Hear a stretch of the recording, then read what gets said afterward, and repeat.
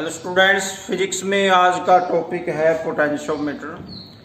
तो बेटा, पोटेंशियोमीटर का थ्योरी समझने से पहले आपको इंस्ट्रूमेंट के बारे में नॉलेज होनी ज़रूरी है। कुछ इंस्ट्रूमेंट्स हैं, अगर वो आप नहीं देखेंगे तो आपको थ्योरी समझ में नहीं आएगी। तो इसलिए पहले मैं आपको इंस्ट्रूमेंट थोड़ा दिखाता हूँ, उसके बाद मैं आपको थ्योरी एक्सप्लेन करूँगा। हालांकि ये इंस्ट्रूमेंट प्रैक्टिकल में काम आएंगे, लेकिन प्रैक्टिकल तो बाद में ही करवाएंगे आपको। पहले अभी तो आज तो मैं सिर्फ आपको इंस्ट्रूमेंट्स के बारे में बताऊंगा कि इनमें क्या क्या होता है। इधर देखिए, पोटेंशियोमीटर जिसका आज का टॉपिक है वो ये होता है, ये वाला इंस्ट्रूमेंट। इसमें देखो, ये तो है मीटर, ये तो मीटर स्केल है, ये वाली, दिस इज मीटर स्केल, ये वाली। इसमें देखो, यहाँ से लेके और वहाँ तक आगे देखो, 100 सेंटीमीटर तक कैलिब्रेशन इसमें होती है। This is metre scale.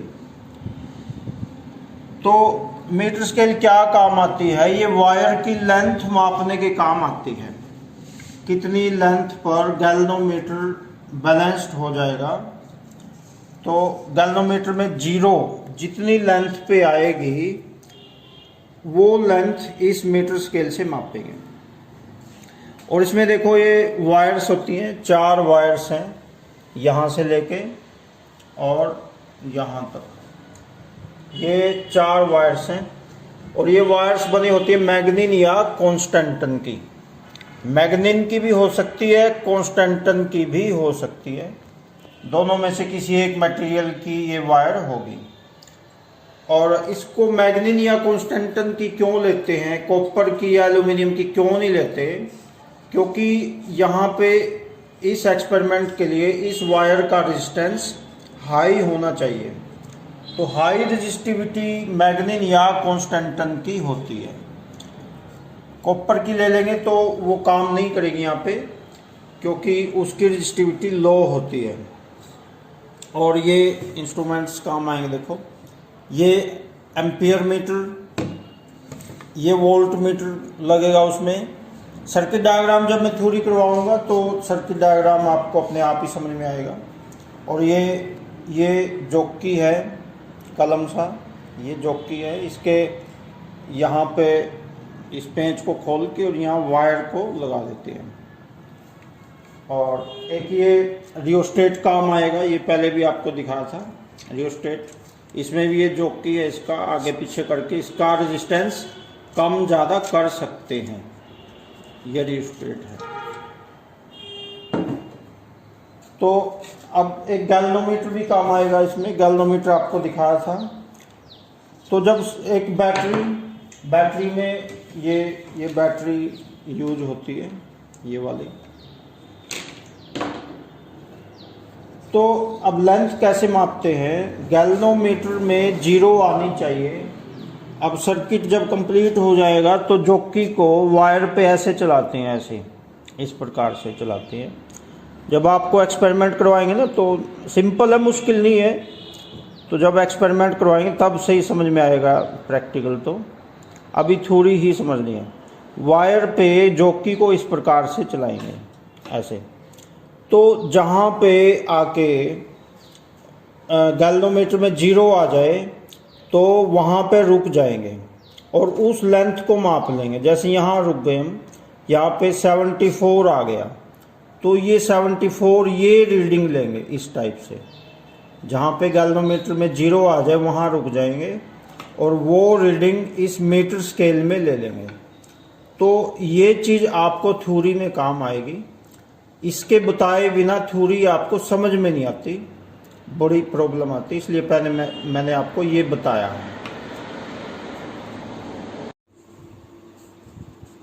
तो देखिए, पोटेंशियोमीटर क्या होता है। Potentiometer is a device which is used to compare the EMFs of 2 cells और to measure internal distance of a cell. तो इसका यूज़ क्या होता है? एक तो 2 सेल्स का ईएमएफ कंपेयर करने के काम आता है, और दूसरा इसका काम है कोई सेल है उसका इंटरनल रेजिस्टेंस पता लगाने के काम ये आता है। तो इसका प्रिंसिपल यही है। The principle of potentiometer states that when a constant current is passed through a wire of uniform area of cross section. Uniform area of cross section वाली वायर कौन सी होती है? जो एक समान मोटाई वाली हो। यूनिफॉर्म का मतलब एक समान, एरिया ऑफ क्रॉस सेक्शन का मतलब मोटाई।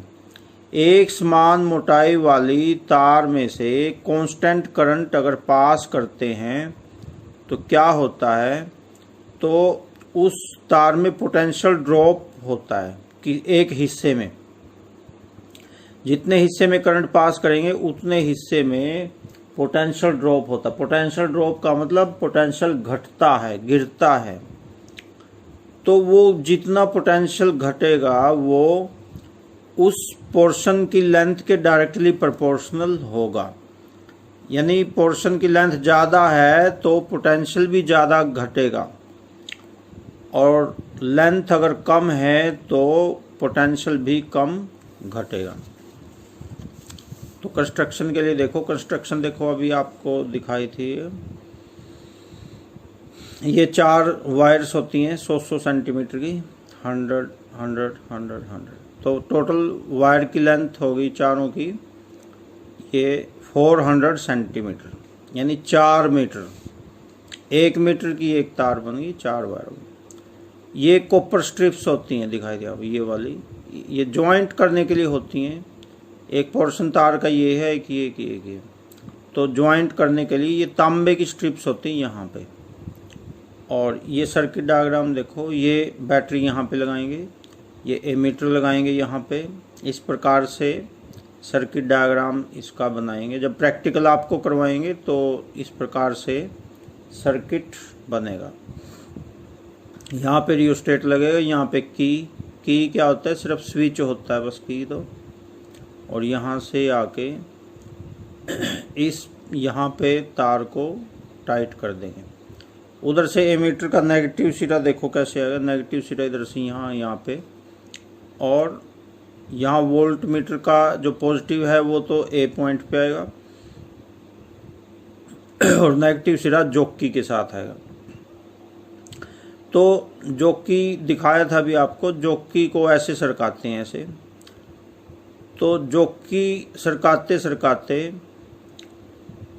ये जैसे जैसे जॉकी को आगे आगे सरकाते हैं तो ये जो वोल्टेज है घटती जाएगी। जैसे जैसे तार की लेंथ बढ़ती जाएगी वोल्टेज घटती जाएगी। तो देखिए अभी कंस्ट्रक्शन देख लो। Potentiometer consists of number of segments of wire. Segment का मतलब भाग, हिस्से। तो 4 हिस्से हो गए इसमें। Uniform area of cross section, stretched और वुडन बोर्ड पे लगाई होती है, दिखाया था अभी आपको। Between 2 thick copper strips, each segment of wire is 100 centimetre long. वही है जो अभी बता रहा। Wire is usually made of manganin और कॉन्स्टेंटन। मीटर रोड लगी होती है साइड में, दिखाई थी आपको अभी। तो यही है। थ्योरी में देखो, V be the potential difference across certain portion of wire। V मान लिया पोटेंशियल डिफरेंस है, तो ओम्स लॉ से V equal to I R होता है। I करंट मान लो, तो ओम्स लॉ आप जानती हैं, V equal to I R. अब R का फॉर्मूला आपको बताता रो एल अपॉन ए। पिछली वीडियोस जिन्होंने नहीं देखी हैं उनको ये नहीं समझ में आएगा। तो R is equal to rho L upon है, ये पिछली वीडियोस में दिखाया था, बताया था। तो R की जगह ये वैल्यू रख देती हैं ओम्स लॉ में। V is equal to I R है, V is equal to I R. R की जगह लिख दिया रो एल अपॉन ए। अब देखो ये I करंट भी कांस्टेंट है, ये ऊपर लिखा हुआ है कांस्टेंट करंट प्रिंसिपल में। देखो व्हेन ए कांस्टेंट करंट, ये देखो कांस्टेंट करंट इज पास्ड। तो करंट भी कांस्टेंट है और रजिस्टिविटी तो कांस्टेंट होती है।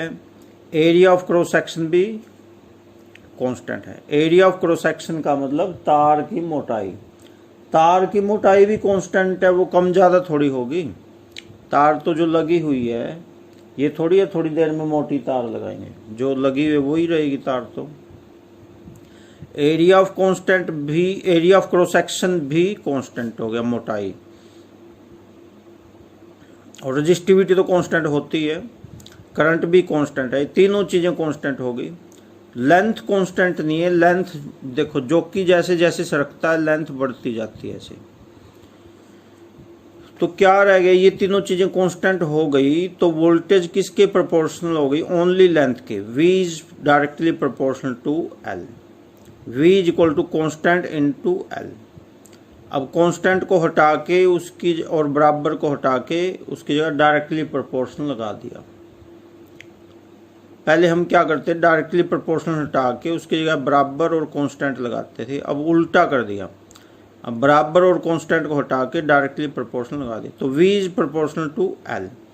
Hence a constant current flows through wire of uniform area of cross section, then potential drop across along the wire is directly proportional to the length of the wire. तो जो potential drop है वो wire की length के directly proportional है, और यही हमने प्रूव करना था, और यही प्रिंसिपल है पोटेंशियोमीटर का।